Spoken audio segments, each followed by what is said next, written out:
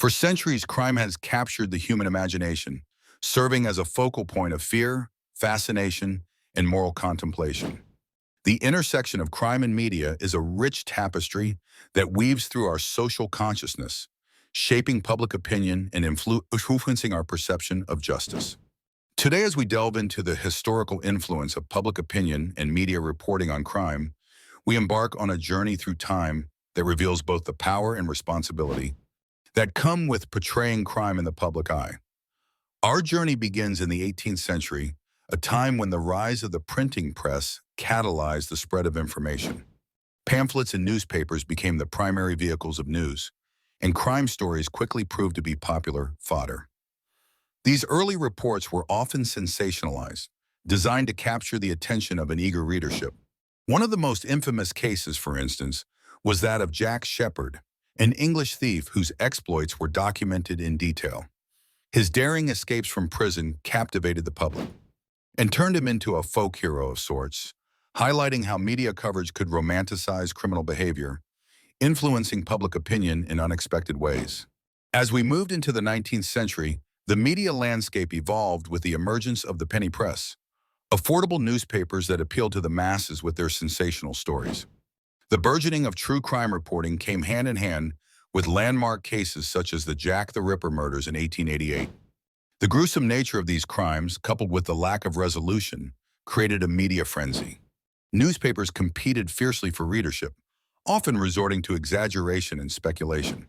This coverage not only shaped public opinion, inciting fear and fascination, but also marked the birth of what we recognize today as tabloid journalism. It wasn't just newspapers that contributed to the narrative of crime. In the early 20th century, radio emerged as a revolutionary medium, offering real-time broadcasts that reached listeners far and wide. The infamous trial of Leopold and Loeb in 1924, where two wealthy students were tried for the murder of a 14-year-old boy, was one of the first to be covered live on radio. This case exemplified how media could influence public sentiment on a grand scale, with listeners across the nation tuning in, forming opinions based on the selective narratives presented. Television further transformed crime reporting in the mid-20th century as visual storytelling brought a new dimension to the public's engagement. The coverage of the Manson family murders in 1969, for example, underscored how television could profoundly impact public perception.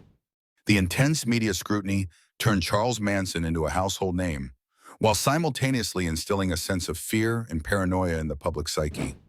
The visual nature of television allowed viewers to connect emotionally with the stories, often leading to heightened reactions and sometimes misinterpretations. In more recent decades, the 24-hour news cycle and internet revolution have continued to shape the discourse around crime.